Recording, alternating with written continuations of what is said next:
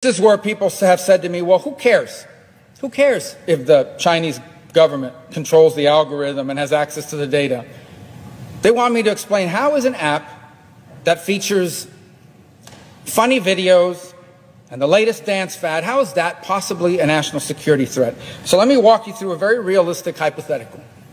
Let's suppose for a moment that China decides they're going to invade Taiwan in 2027 or 2028. And the key to a successful invasion or taking of Taiwan is to prevent the United States of America from getting involved. And the key to keeping the United States from getting involved is to convince the American people that we shouldn't get involved, because they know we're a democracy. They know that public opinion matters in America. And so knowing all this, the Chinese government goes to ByteDance, who by law has to do whatever they're told, and the Chinese government says to ByteDance, we want you to align your algorithm to shape American public opinion on Taiwan. They won't do this overnight. They'll spend a couple of years laying this out. We want you to align your algorithm to make sure that people in America are seeing messages that convince them that America should not get involved. And not only that, we want you to use the data to target specific American audiences with specific messages. So for example, some Americans might see a bunch of videos that allege to show people in Taiwan, probably fake, but nonetheless people in Taiwan supporting a Chinese takeover. Maybe family members. Remember, they have all this data on us. Family members of military members would see videos about how thousands of Americans will die if the United States gets involved.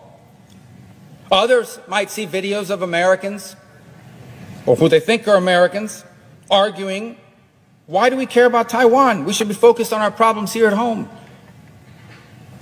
And when we notice that they're doing something about it, that's what people will say, well, if that happens, then you deal with it. Well, once we notice that they're actually doing it and we try to do something about it, you know what comes next? Here's what comes next, what's already happening now.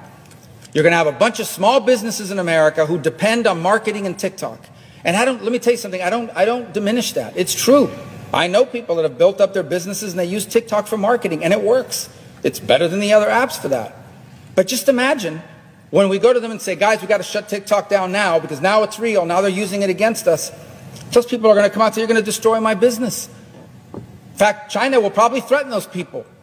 China will probably make it very clear the U.S. gets involved, we're going to knock all the Americans off of TikTok, down goes your business. Those people will suddenly be asking their elected officials here not to get involved in Taiwan. And you know where we find ourselves then? Paralyzed. A country that's paralyzed, that cannot act in its own national security interests because we've allowed an adversary to basically use an app that they control and the data that they control to shape public opinion in America over an extended period of time, and we can't do anything about it. Now, here's where some people will say, well, this is a violation of the First Amendment, free country. I agree. You have a right to speak. I don't agree that it's a violation of the First Amendment. I agree that you have a right to speak and say anything you want in America. This is not about the content of the videos.